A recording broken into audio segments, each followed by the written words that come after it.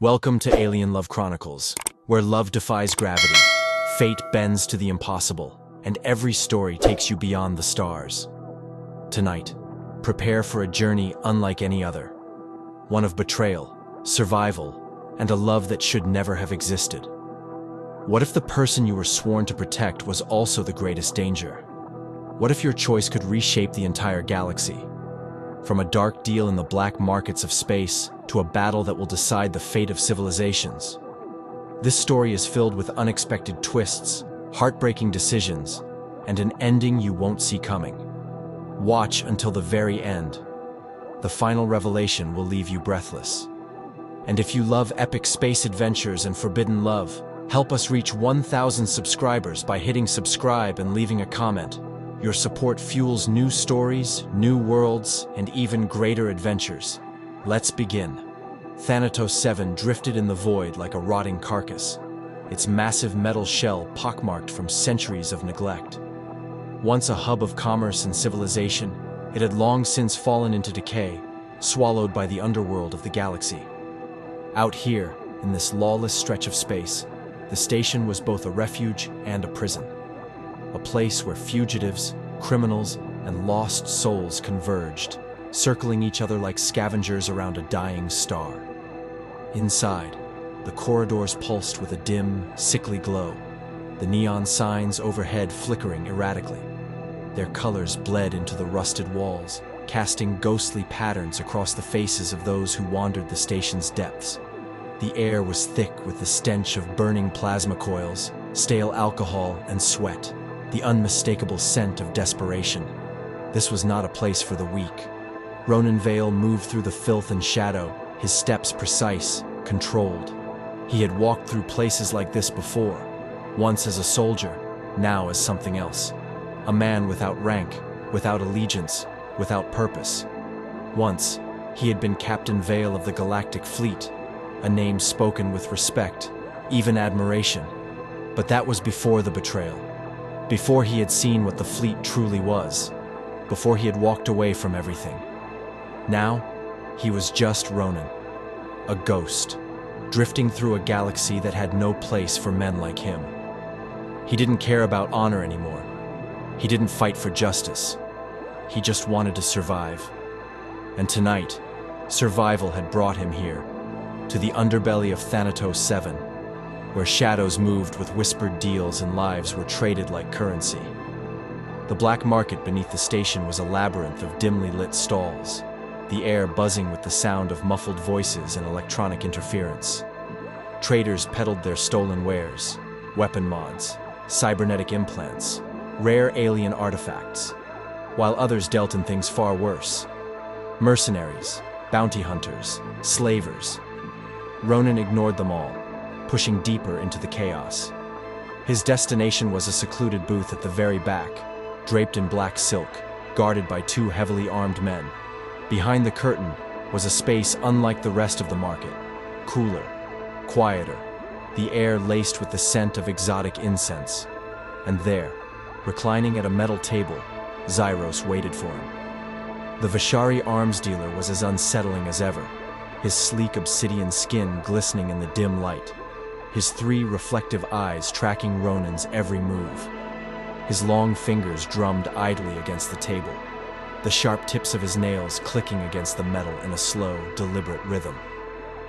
Captain Vale, Zyros purred, lips curling around the title with amusement. Or do you go by something else now?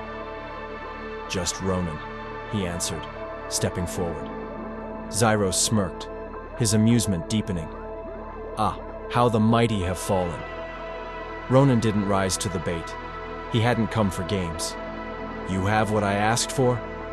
Zyros' fingers danced across the tabletop, activating a holographic display. A shimmering blueprint appeared in the air between them, spinning slowly. A compact, dark-edged device humming with potential energy. The nanocore reactor. Even in projection, it was beautiful. Small. Efficient. Powerful enough to fuel a war machine.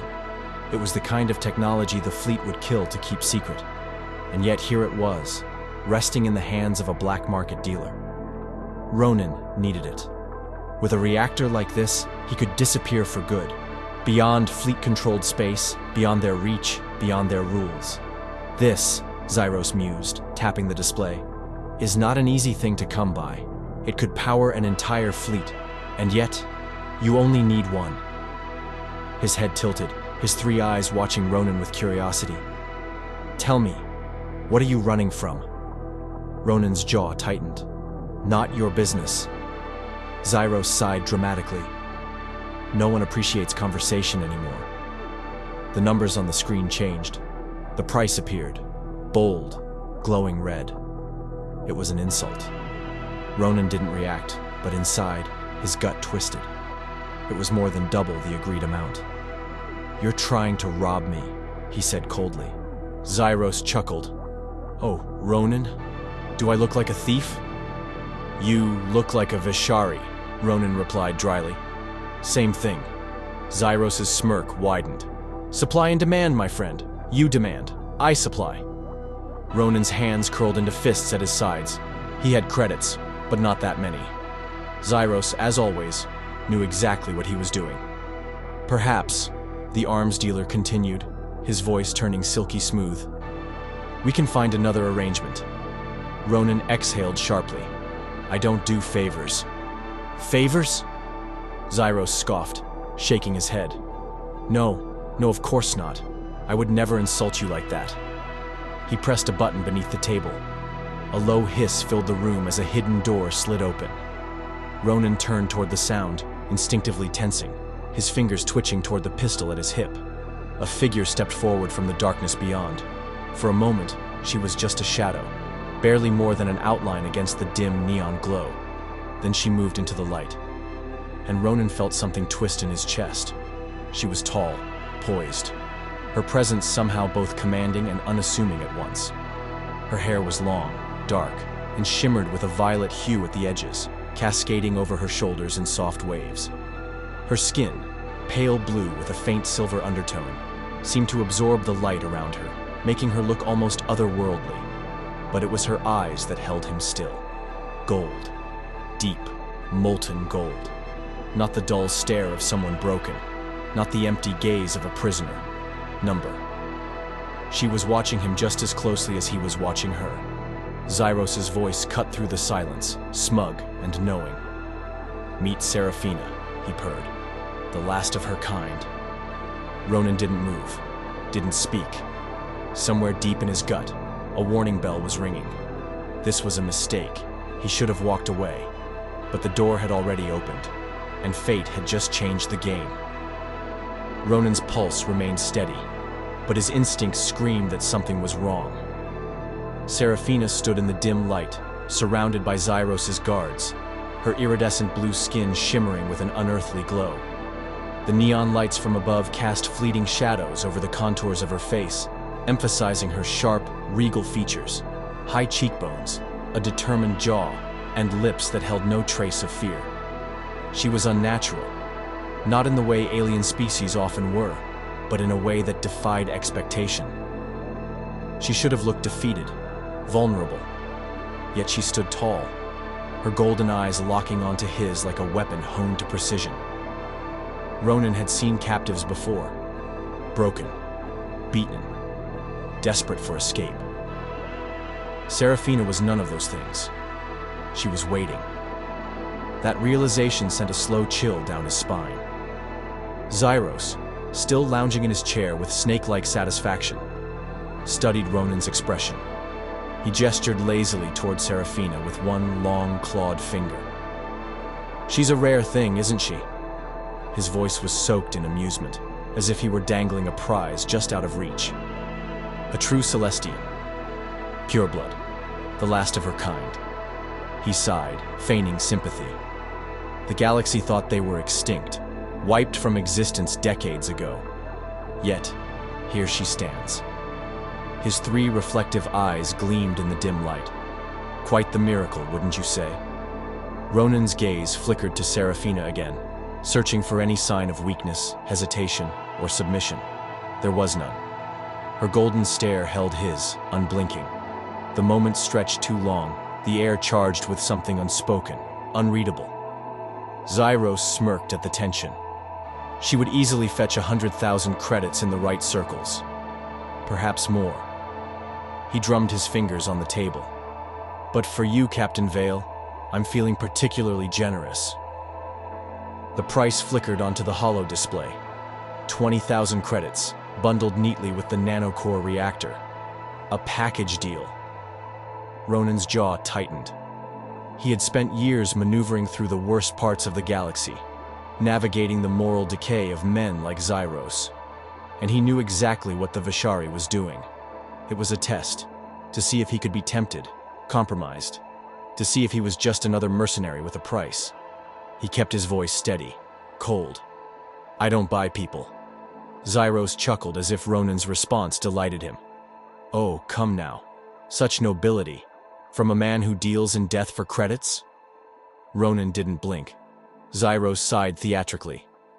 Then let's not call it buying, shall we? His lips curled into something sharp. Think of it as an exchange of services. You take her off my hands, she gets her freedom, and I get a very happy client. The way he said it sounded rehearsed, a premeditated trap dressed as a moral loophole. Ronan's fingers twitched at his side, aching to walk away, to pretend this was just another business deal gone sour. But then Seraphina moved. Not toward Zyros, not toward the guards, toward him. Her steps were measured, calculated, her golden gaze still locked onto his, as if she had spent years preparing for this exact moment. She stopped just within arm's reach, close enough that he could see the barest rise and fall of her breath, the faint shimmer of unseen energy beneath her skin. Then, with unnerving calm, she spoke. Take me, she said, her voice smooth, deliberate. And I promise you'll get more than you bargained for. It wasn't a plea. It wasn't desperation. It was a challenge.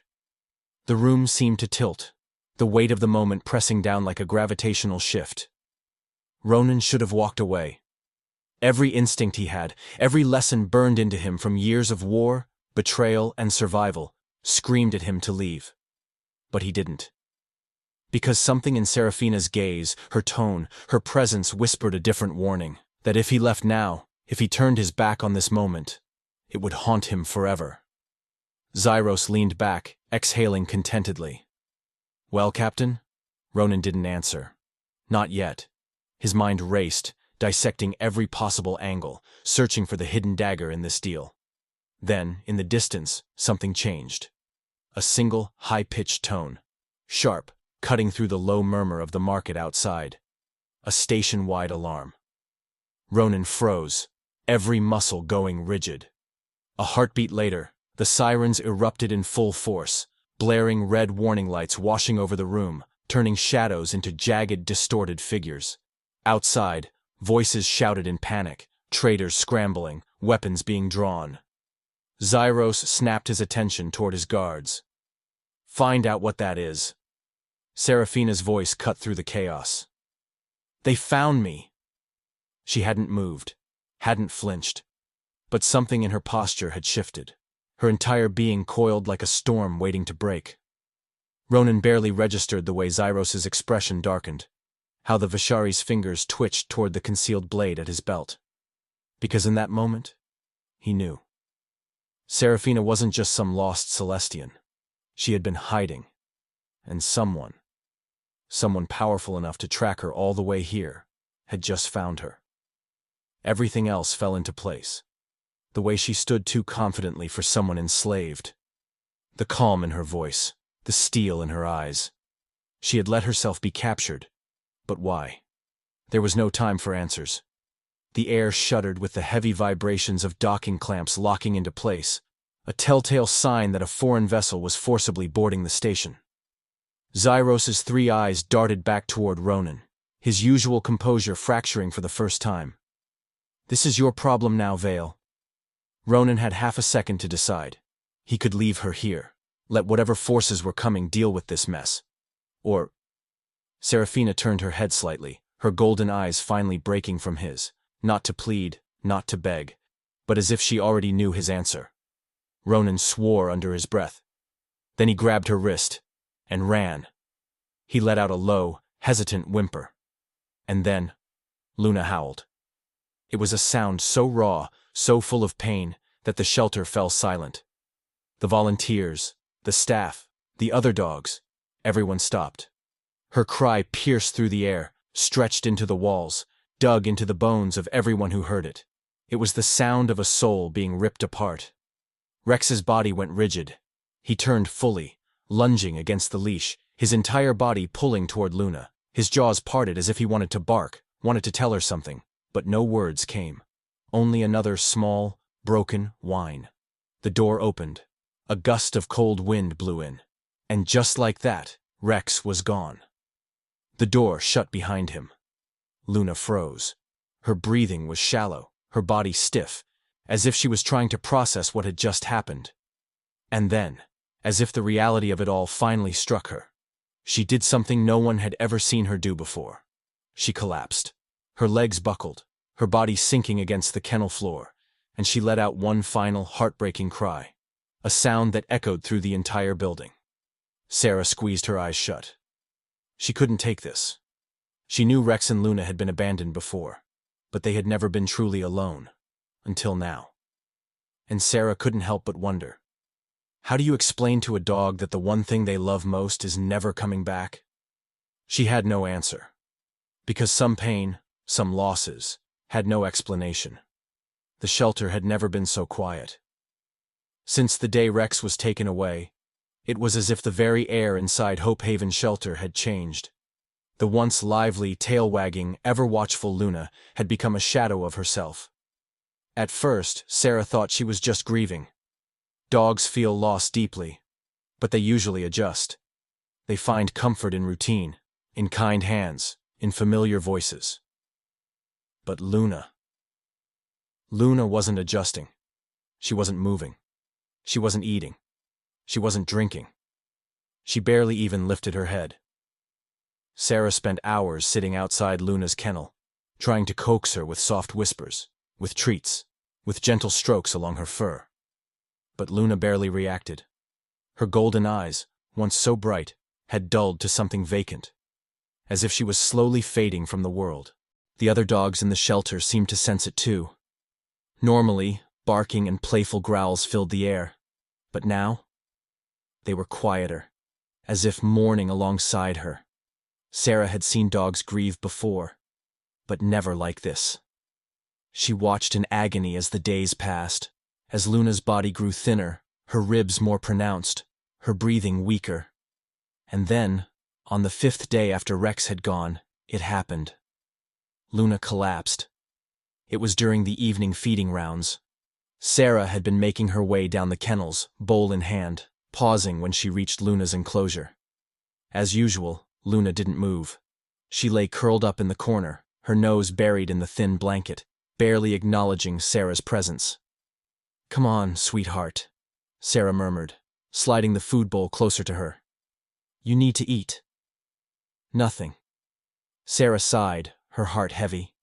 She reached through the bars, gently nudging Luna's shoulder. "Please, baby girl, just a little bit." And then, Luna's body swayed. Sarah barely had time to react before Luna's legs gave out completely. The German Shepherd collapsed onto her side, her breathing shallow, her body limp. Panic surged through Sarah's chest. "Luna?" Her hands trembled as she reached for the latch, yanking the door open and dropping to her knees beside the unmoving dog. Luna's eyelids fluttered, but she didn't respond. Sarah pressed a hand against her frail body.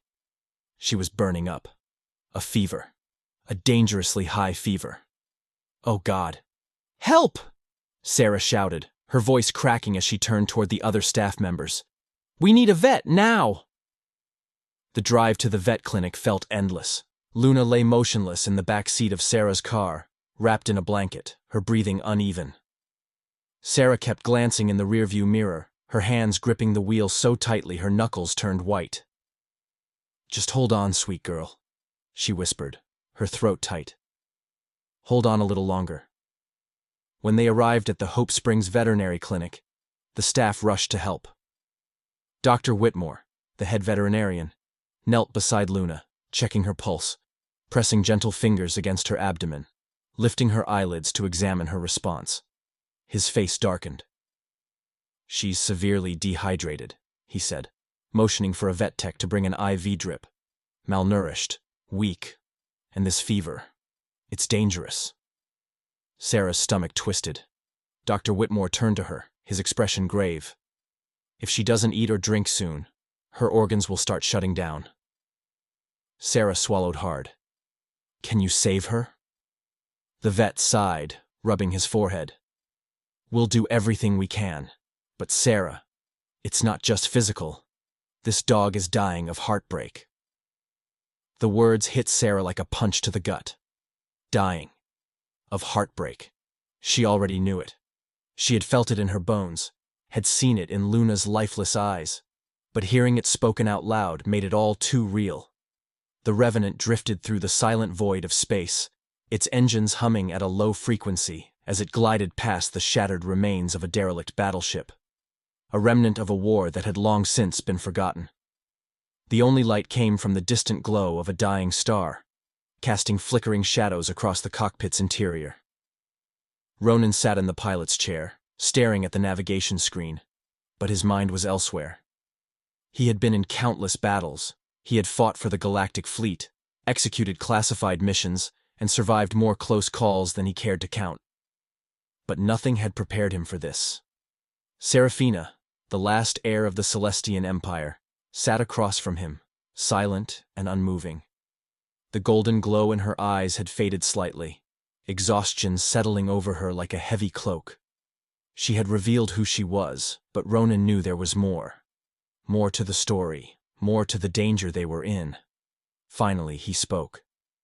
"If the Celestian Empire was wiped out, why are they still hunting you?" Seraphina didn't answer right away. She leaned forward, resting her forearms on the table between them, her fingers tracing invisible patterns on the metal surface. When she finally looked up, there was something haunted in her expression. "They don't just want me dead," she said. "They need me alive. At least, for a little while longer." Ronan frowned. "Why?" She exhaled slowly. "Because of what runs through my veins." Ronan didn't respond, waiting for her to explain. Seraphina's gaze drifted to the viewport, where distant stars flickered like embers in the dark. "The Celestians weren't just another civilization," she said. "We were different. Our blood was infused with something ancient, something that the rest of the galaxy feared. It gave us abilities beyond the understanding of other species, control over energy, manipulation of matter on a molecular level." She turned back to Ronan. "You saw what I did back there. That was only a fraction of what we were capable of." Ronan's mind flashed back to the pursuit. The way the warship had suddenly lost control, its systems scrambled as if the universe itself had decided to turn against it. He had chalked it up to some kind of advanced hacking or energy disruption. But this was something far more dangerous. Seraphina continued. "The High Council, the ones who wiped out my people. They never wanted to destroy us completely." She hesitated. "They wanted to use us." Ronan's grip tightened on the armrest of his chair. He had heard whispers of the High Council before, a shadow government operating beyond the reach of any empire, controlling the flow of power across the known universe. Their influence was immeasurable, their reach infinite.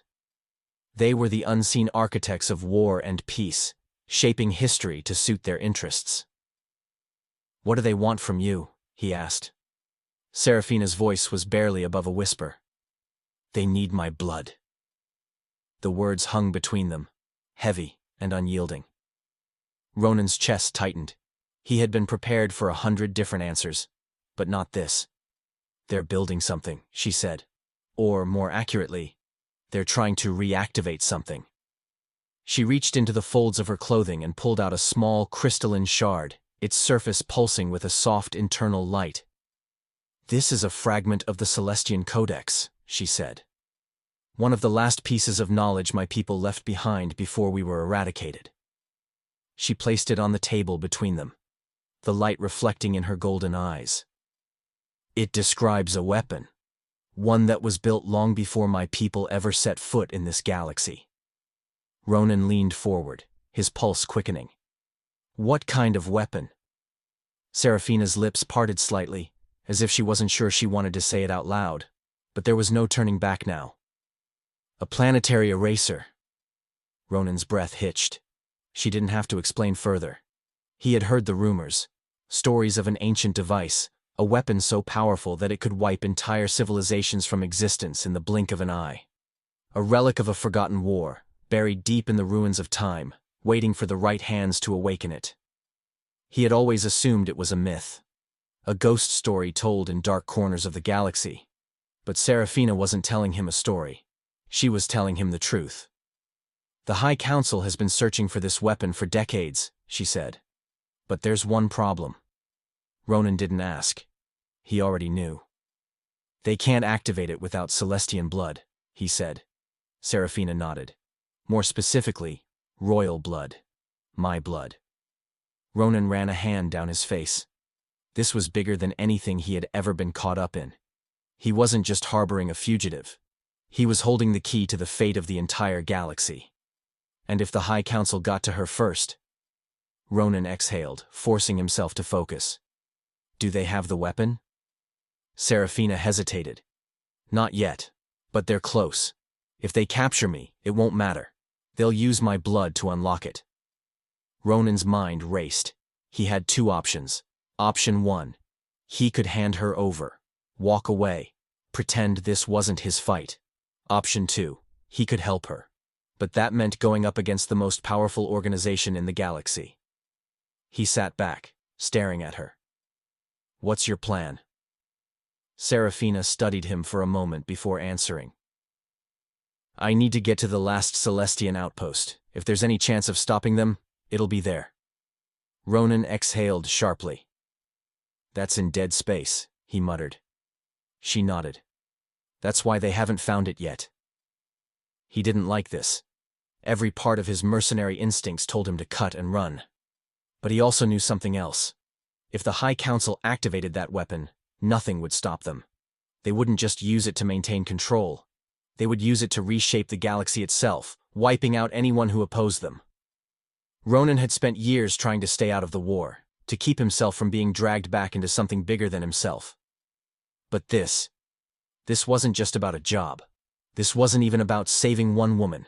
This was about the entire galaxy. And for better or worse, he was now part of it. The Revenant cut through the dark expanse of space, its engines humming in low, rhythmic pulses. The ship drifted toward the uncharted void, far beyond the reach of trade routes or communication relays. This was dead space, where the maps faded into speculation, and where the only laws that mattered were the ones you made for yourself. Inside the dimly lit cockpit, Ronan sat in silence, eyes fixed on the navigation display. The last Celestian outpost lay ahead, a ghost hidden in the void. They had been flying for hours, yet the weight in his chest hadn't lifted. Seraphina sat in the co-pilot's seat beside him, her presence both quiet and unshakable. The tension between them had thickened since her confession about the High Council's plans. He had agreed to help her, but trust was another thing entirely. Because trust had gotten people killed. His family, his crew. The faces of the dead still haunted him. Memories burned into his mind like the scars on his body. And the worst part? Celestians had been the ones to pull the trigger. Seraphina broke the silence first. You've barely spoken to me since we left. Ronan's hands tightened around the controls, but he didn't turn to look at her. I've been thinking. She studied him, golden eyes flickering with something unreadable. About what? He exhaled sharply. What happens after this? He said. Let's say we make it to your outpost. Let's say we find a way to stop the High Council. Then what? He turned to face her fully for the first time in hours. What happens to you? Seraphina held his gaze. That's not important right now. Like hell it isn't. His voice came out sharper than he intended. You want me to risk my life to help you. But you still won't tell me the whole story. She tensed, and for the first time since he met her, she looked uncertain.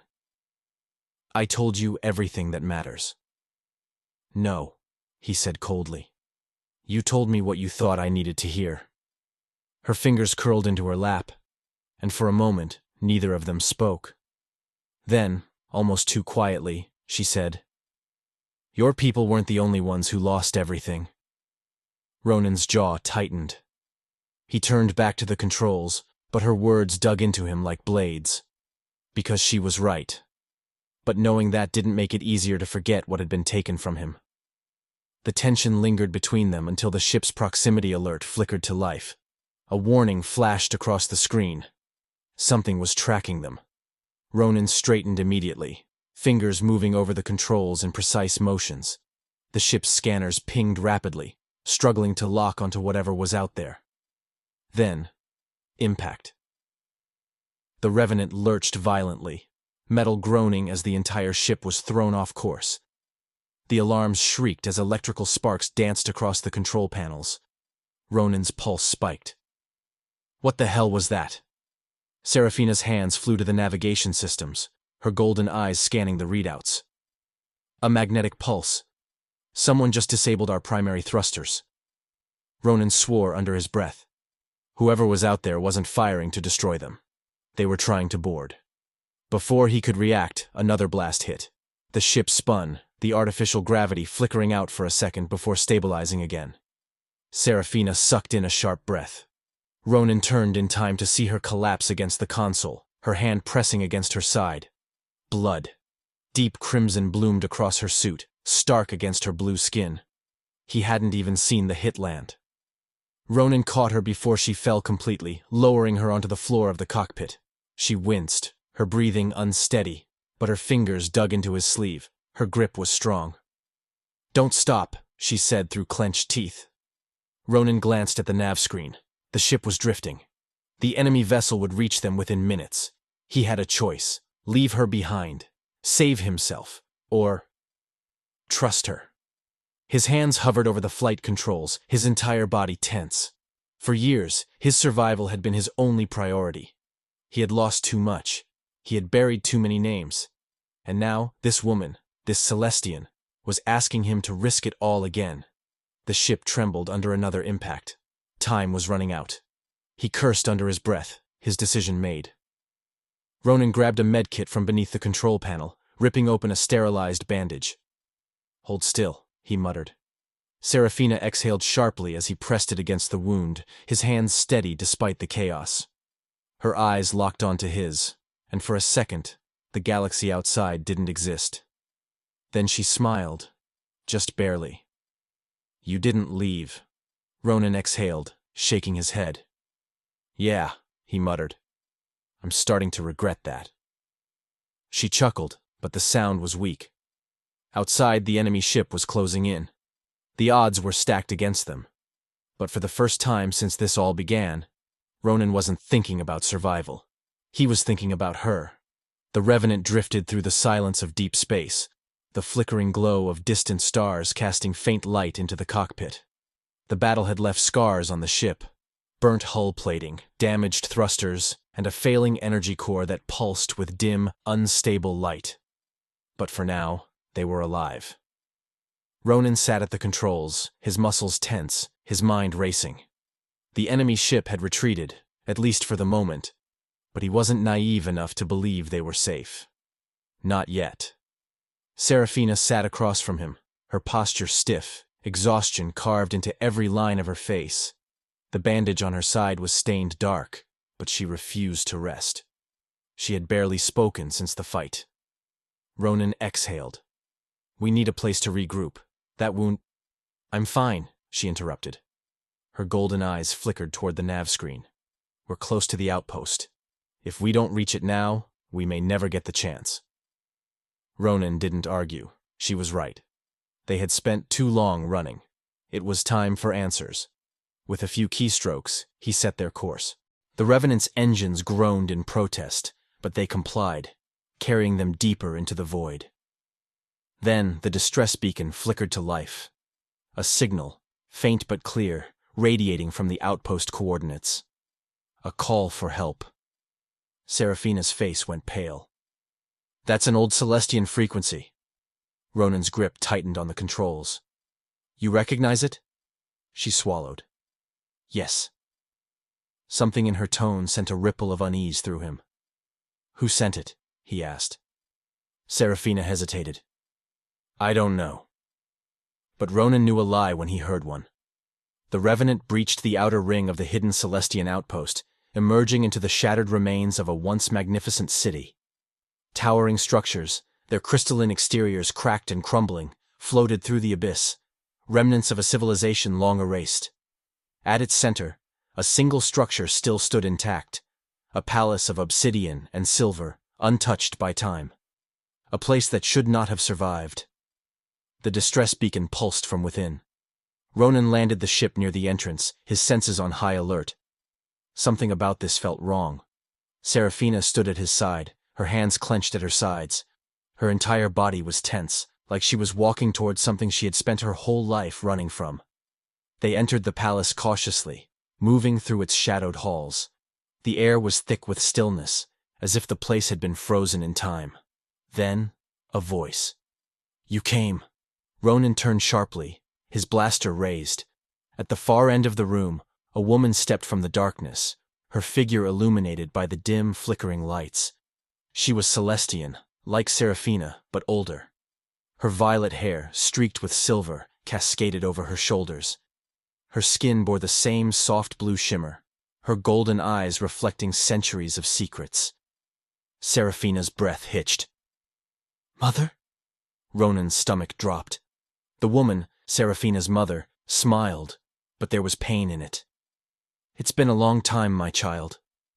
Seraphina staggered back, her entire body trembling. No, that's not possible. You're dead. The woman's face faltered. That's what I needed you to believe. The weight of those words settled in the air like a storm waiting to break. Seraphina's mother took a step forward. I had no choice. Seraphina's breath was unsteady. You let me think you were killed. You let me... Her voice broke, pain slicing through every syllable. Ronan could only watch, every instinct screaming that this was not a reunion. It was a reckoning. You were never meant to survive, her mother whispered. The High Council. They needed you. They needed your blood to awaken the weapon. I did the only thing I could to save you. Seraphina shook her head. You were with them? Her mother exhaled, her hands trembling. I was their spy. Ronan felt the air shift, tension crackling like a live wire. Seraphina's voice was barely audible. You worked for them? No, her mother said, her voice heavy. I worked against them. A pause. Then, the truth unraveled. I infiltrated the High Council to keep you safe, she said. I leaked false information, staged your capture, and ensured you disappeared. But now... Her eyes flickered with something dark and desperate. They've found you. And they will never stop hunting you. Seraphina's legs gave out, and Ronan caught her before she collapsed. You betrayed them, Seraphina whispered, as if trying to make sense of it. You spent your life deceiving them, knowing they would kill you if they found out. Her mother nodded. And now, they have. Ronan's stomach twisted. Then why send the distress call? If they know you're here. They gave me a choice, her mother said. And Ronan saw the way her hands tightened into fists, her golden eyes shining with unshed tears. A choice? Seraphina's voice was hollow. Her mother's breath shuddered. To turn you over to them. Silence. Heavy, sharp, unforgiving silence. Ronan reached for his weapon, but Seraphina's hand shot out, gripping his wrist. Her voice wavered. And? Her mother didn't answer, but she didn't have to. The truth was already written in her eyes. She had made her choice. She had chosen Seraphina over the High Council. And now, the consequences would come for them all. Seraphina's breathing was unsteady, her mind fracturing under the weight of it all. Ronan could feel it, the war raging inside her. She had hated the High Council her entire life, vowed to stop them at any cost. But now, to do that, She would have to sacrifice the one person she had always longed to see again. Her mother. Tears welled in Seraphina's golden eyes. "What do I do?" Ronan's voice was quiet but steady. "You already know." Seraphina's hands clenched at her sides. Her mother watched her, waiting, knowing what had to be done. And then, with a heart heavy enough to shatter galaxies, Seraphina made her choice. The sky burned, the last remnants of the High Council's war machines falling in fiery streaks across the upper atmosphere. Smoke and ash curled through the ruins of the once mighty citadel, the heart of their rule now reduced to little more than rubble and dying embers. Seraphina stood at the edge of the wreckage, her golden eyes scanning the battlefield below. The rebellion had won. The council was gone, their influence shattered. The weapon they had sought to awaken, the ancient force capable of erasing entire civilizations in an instant, had been destroyed before they could wield it. She should have felt relief. Instead, all she felt was emptiness. Ronan stood beside her, silent. His armor was battle-worn, scorched by plasma fire, his face lined with exhaustion and pain. But he stood tall, rifle still slung across his back, scanning their surroundings the way a man who had spent his life in war always did, waiting for the next fight. The battle was over, but neither of them knew what came next. Behind them, what remained of the rebel forces moved through the ruins, securing the last of the Council's data archives, tending to the wounded, and searching for survivors. Some of them paused when they saw Seraphina, their eyes filled with expectation, waiting for her to take her rightful place. But she didn't move. She had fought this war because she had no choice. She had spent years running, hiding, fighting against the people who had taken everything from her. And now, in the aftermath of it all, they wanted her to rebuild what was lost, to sit on a throne, to restore an empire that had been dead long before she was even born. Ronan saw the change in her before she even spoke. "You're not staying," he said. Seraphina exhaled, turning to him. "No." He held her gaze, but there was no anger in his expression, just quiet understanding. "They need a leader," he said. "They need to choose their own path," she corrected. "Not be bound to an old name, not be ruled by a bloodline they don't even remember." Ronan studied her for a long moment, then nodded. She wasn't running away from responsibility. She was walking toward freedom. For the first time in her life, she had a choice. And she was taking it. Seraphina turned back to the ruins one last time. She could see them watching her. The people she had fought beside. The ones who had believed in her without ever knowing what she truly wanted. She took a slow breath. "I'm not your queen," she said, voice steady. "You are free. To build something new. To decide what your future looks like. The High Council is gone. Their rule is over. Don't let another throne take their place." The words settled over the crowd, murmurs of uncertainty rippling through them. Some looked to one another, lost without the idea of a ruler. Others straightened, as if the weight of destiny had finally shifted to them. Then, one by one, they knelt. Not to her, but to each other. A silent vow. Not as subjects, not as followers, but as survivors. Seraphina turned away before they could say anything else. She had made her choice. Now, there was only one question left. She glanced at Ronan. "And what about you?" His expression was unreadable. For years, he had lived without a purpose beyond survival. He had been a soldier, a fugitive, a mercenary, never once stopping to consider what came after. But now, staring at Seraphina, something inside him shifted. "I don't know," he admitted. Seraphina took a step closer. "I do." The words were quiet, but they meant everything. She reached out, her fingers brushing his hand, waiting for him to decide. He didn't hesitate. He took her hand, his grip steady. This wasn't about duty. It wasn't about obligation. It was a choice. Their choice. Seraphina smiled, just barely. "No more running," she murmured. Ronan exhaled. no more running. The galaxy was vast, dangerous, and unpredictable. They had no idea where they were going. But for the first time, it didn't matter. They would find their own path. Not as a queen and her guardian, not as a fugitive and a mercenary, but as something more. As equals. As partners. Seraphina turned her gaze to the sky, to the endless stars waiting beyond the ruins. The universe had tried to break them. It had failed. Her voice was steady, unshaken, filled with something that sounded an awful lot like hope. "We were never meant to survive," she whispered. She turned to Ronan, her fingers tightening around his. "But together, we will rewrite destiny. You've reached the end of this incredible journey. But this is just the beginning." Seraphina and Ronan weren't meant to survive, yet against impossible odds, they chose to rewrite their destiny together. This wasn't just about saving a galaxy. It was about defying fate, about carving a path where none existed. But what if it were you? Would you have made the same choice? Would you abandon a throne for freedom? Would you risk everything for love? This is just one of the many breathtaking stories waiting for you here on Alien Love Chronicles. If you love epic space romance, thrilling betrayals, and mind-blowing twists, then you're in the right place. Subscribe now and help us reach 1,000 subscribers. Your support is the key to unlocking more incredible adventures. Every like, comment, and subscription fuels the next story, making each tale bigger, more exciting, and more emotional. Tell us in the comments, what shocked you the most?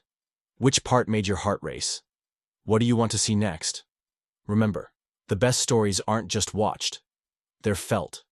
And as Seraphina once said, "We were never meant to survive, but together, we will rewrite destiny." Don't miss the next adventure, because in this universe, love and fate are never what they seem.